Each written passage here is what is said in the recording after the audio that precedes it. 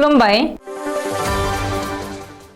बे समाव बडलेण्ड इंखं टेलिभिजननि स्टुडियोआव आं मिथिका नार्जारी दिनै मोनाबिलिनि गाहाय रादाबफोराव दङ। मेगसेसे बान्था मोनगिरि पालागम मेसैनाथनो 19थि उपेन्द्रनाथ ब्रह्म सुबुंथिनि फायखि बान्था 2022 खौ गथायबाय। लाचित दिवसखौ लोब्बा लानानै डिपुआव सा 251 बारग' उदखारि सोद्रोमाफोरा थै दान होदों। श्रीमन्त शंकरदेव संघनि 92थि बोसोरारि जथुम्मानि लाइखुन्थिया गायसनबाय। 22 नबेम्बरनिफ्राय 49थि national children science congress. Lachit दिवसखौ लोब्बा लानानै कक्राझार जिल्ला खुंथाया बानजायनाय साइकेल रिलिखौ प्रमद बर'आ बेखेवदों। सिमेन्सापुरियाव 21थि फरायसालिमा थाखो बर' फरायसा जथुम 2022 खौ खुंदों। सहिमा मुसाहारिनि फाहामथायनि थाखाय नखरनि सुबुंफोरा सोरखारनि मदद नागिरदों। 2024 आव नरेन्द्र मदियानो 3थि खेबनि थाखाय गाहाय मन्थ्रि जाफिनगोन बुंदों हिमन्त। नाट'नि मोनबा गोख्रों हादरा इउक्रेन आरो रासियानि दावहाखौ फोलावनो थुलुंगा होदों। दानिया फैदो आबुं रादाबाव।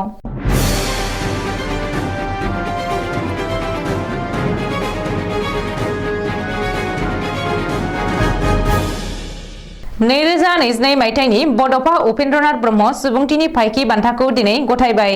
उपेन्द्रनाथ ब्रह्म ट्रास्ट आरो दुलाराय बर' फरायसा आफादा देग्लायनि 19थि उपेन्द्रनाथ ब्रह्म सुबुंथिनि फायखि बान्था 2022 खौ amendment journalist columnist human right activities Magsaysay बान्था मोनगिरि पालागम मेसैनाथनो गथायबाय।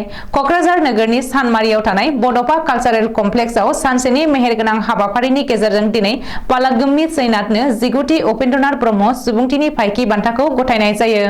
मख'नो गोनांदि आसामनि केबिनेट मन्थ्रि उर्खावगोरा ब्रह्मआ मासि लानानै दैदेननाय हाबाफारियाव बान्था राननाय हाबाफारिखौ बेखेवनानै होयो बिटिआरनि गाहाय प्रमद बर'आ आरो हाबाफारियाव गाहाय आलासि महरै बाहागो लाफैयो आसामनि इनफरमेशन कमिशनार डक्टर समुद्र गुप्ता काश्यपआ। बे हाबाफारियाव की नट एड्रेस एबा बुंथिनाय बिबुंथिखौ होयो एबसुनि आफादगिरि दिपेन बर'आ। 19थि उपेन्द्रनाथ ब्रह्म सुबुंथिनि फायखि बान्था 2022 गथायनाय हाबाफारियाव थांखिजानाय बुंथिगिरि महरै बाहागो लायो बर' थुनलाइ आफादनि आफादगिरि तरेन बर', इउएनबि ट्रास्टनि मासिगिरि डक्टर सुबुं बसुमतारी आरो रायजो सभानि एमपि रोनगोरा नार्जारिया।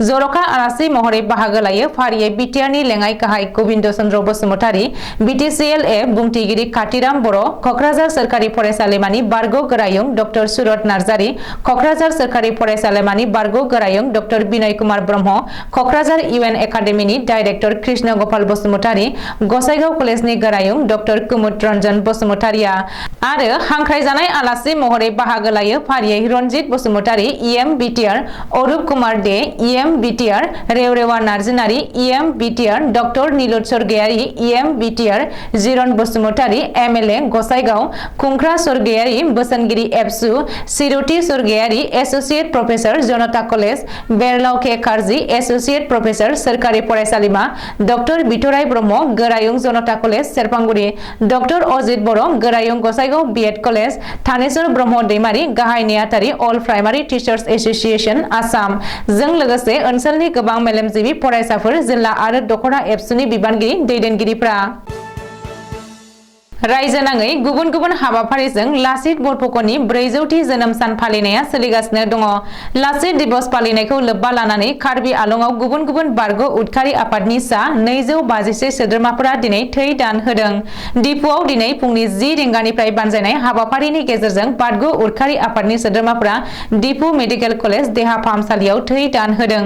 मिथिनो हानाय बायदिब्ला पिडिसिके, केएलएनएलएफ, इउपिएलए, डिएनएलए, केआरए खौ लानानै गुबुन गुबुन मोन 10 बारग' उदखारि आफादफोरनि गासै 251 सोद्रोमाफोरा लाचित दिवसखौ लोब्बा लानानै थै दान होदों।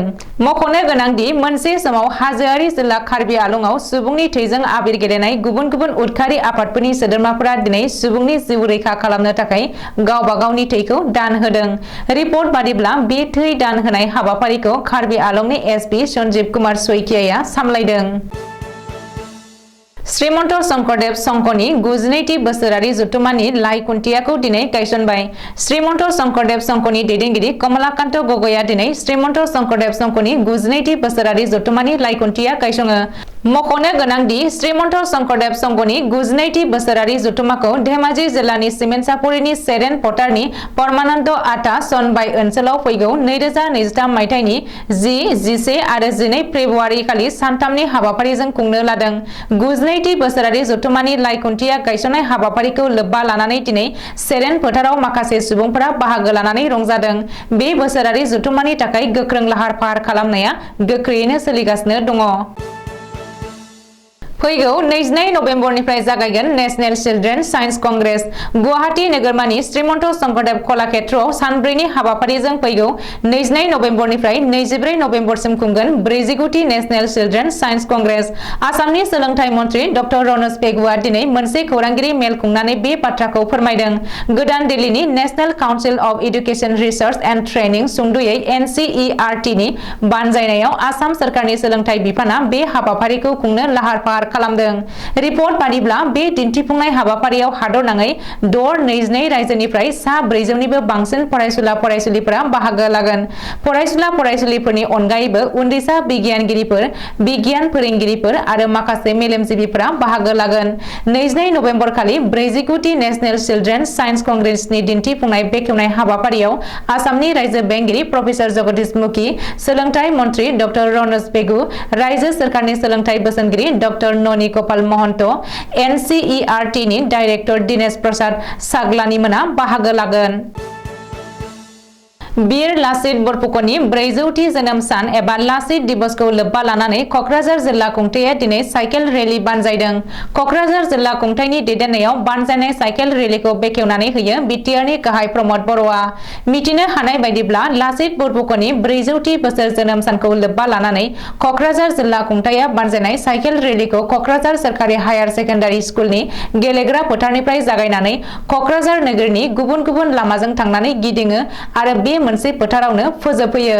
मख'नो गोनांदि जिल्ला खुंथाया बानजायनाय बे साइकेल रेलीयाव प्रमद बर'जों लोगोसे जिल्ला बेंगिरि बर्नाली डेका आरो गुबुन गुबुन फरायसालिनि फरायसुला फरायसुलिफोरा बाहागो लानानै साइकेल सालायदों। सिमेन्सापुरियाव 21थि फरायसालिमा थाखो बर' फरायसा जथुम 2022 खौ खुंदों। धेमाजि जिल्लानि सिमेन्ट दख'रा एबसुनि सिङाव थानाय फरायसालिमा थाखोआव फरायनाय फरायसाफोरखौ लानानै सिमेन्ट दख'रा एबसु, सिमेन्सापुरि फरायसालिमा बर' फरायसा थुनलाइयारि आफाद, सिमेन्सापुरि गोजौसिन गेजेरारि फरायसालि, सिमेन्सापुरि गोजौसिन गेजेरारि फालांगि फरायसालि, पश्चिम जनाय गोजौसिन गेजेरारि फरायसालि लोगोसे पश्चिम जनाय फरायसालिमानि जथायै बानजायनायाव दिनै खुंगा 21थि फरायसालिमा थाखो बर' फरायसा जथुम 2022 खौ सिमेन्सापुरि गोजौसिन गेजेरारि फरायसालिमायाव खुंफुंनाय जायो। सहिमा मुसाहारिनि फाहामथायनि थाखाय नखरनि सुबुंफोरा सोरखारनि मदद नागिरदों। मख'नो गोनांदि चिरां जिल्लानि सिङाव थानाय बेंटल देवलगुरि गामिनि थागिबि मानुलाल मुसाहारिनि फिसाजो गोजौसिन फरायसालियाव फरायफुबाय थानाय सहिमा मुसाहारिया गोब्राब हारानि केन्सार बेरामाव गोग्लैदों। बे समाव दुखुथिया सहिमा मुसाहारिया गुवाहाटीआव थानाय भुबनेश्वर बरुवा केन्सार इनस्टिट्यूटआव गोब्राब हारानि केन्सार बेरामजों जुजिनांगासिनो दङ। नाथाय नखरनि राङारि हालोदा गाहाम नङिनि थाखाय सहिमा मुसाहारिखौ गोजौ फाहामथाय होनो हायाखै। जाउनाव नखरनि सुबुंफोरा मददनि थाखाय सोरखारनि खाथियाव आखाइ फोलावहरदों। बेजों लोगोसे सुबुं अनफावरि रायजो राजाफोरनिफ्राय राङारि अनसुंथाइनि थाखाय हांख्रायहरदों। मख'नो गोनांदि सुबुं अनफावरि रायजो राजाफोरा account number 3109478449 IFSC code SBIN 007171 आव अनसुंथाइ आरो राङारि मदद हरनानै दुखुथिया सहिमा मुसाहारिनि जिउखौ रैखा खालामनो हागोन। बेनि अनगायैबो जानबुं नम्बर 8011204258 नम्बराव कल खालामनानै सुलाद लाहरनो हागोन। आसामनि गिबि मन्त्रि डक्टर हिमन्त बिश्व शर्माया बुंदोंदि फैगौ 2022 आव जेब्ला लकसभा बिसायख'थिया जाफिनगोन अब्ला आथिखालनि गाहाय मन्त्रि नरेन्द्र मदियानो आरोबाव थामथि खेबनि थाखाय भारतनि गाहाय मन्त्रि जाफिनगोन। मानो होनोब्ला भारत हादरनि थाखाय आथिखालाव नरेन्द्र मदि बायदि गोख्रों गाहाय मन्त्रिनि जोबोद गोनांथार। नङाब्ला मोनफ्रोमबो जिल्लायाव आफताब उजिगोन। जाय आफताबा श्राद्धा कानवार मुंनि सासे हिन्दु सिख्लाखौ गोसो थोफ्लानानै दिल्लीयाव 35 थुख्रा बेदर दानफ्लेदोंमोन। बे बाथ्राखौ डक्टर हिमन्त बिश्व शर्माया गुजरातनि कच्छ जिल्लायाव बिसायख'थि केम्पिंनि मेलाव गावनि बिबुंथि होनाय समाव बुंदोंमोन। सोलिफु बोसोर 2022 नि 24 फेब्रुआरियाव जागायनाय रासिया आरो इउक्रेननि दावहाया जोदोबहां जानाय समाव दावहाखौ फोजोबनो नागारनानै नाट'नि मोनबा गोख्रों हादरा आथिखालाव इउक्रेनखौ दावहा नांबाय थानोसो थुलुंगा होदों। आमेरिकानि हादरगिरि ज' बाइडेना इउक्रेननो $1 बिलियन अनसुंथाइ होनायजों लोगोसे हाथियार गुलि बारुद हरदों। नैथियाव फ्रान्सनि हादरगिरि इमानुएल मेक्रनाबो गोबां बिबांनि हाथियार गुलि बारुदजों लोगोसेनो फ्रान्सनि दावहारुफोरखौबो हेफाजाब होनो खोथा होदों। थामथियाव कानाडानि हादरगिरि जास्टिस ट्रुड'आ फोसावदों दि इउक्रेननो फ्रान्स सरकारा थाबैनो $394 मिलियन दाहार हरनो लादों आरो गनायथि होखाबाय। ब्रैथियाव जार्मानी चेन्सेलर ओलाफ स्कल्सआ इउक्रेननो 1000 एन्टी-टैंक हाथियार आरो गोबां गुलि बारुद दैथायहरनो फोसावदों।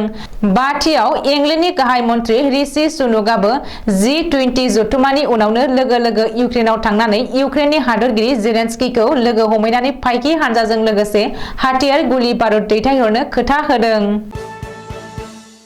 दिनै मोनाबिलिनि रादाबा एसेनोसै। गोजोन्थों।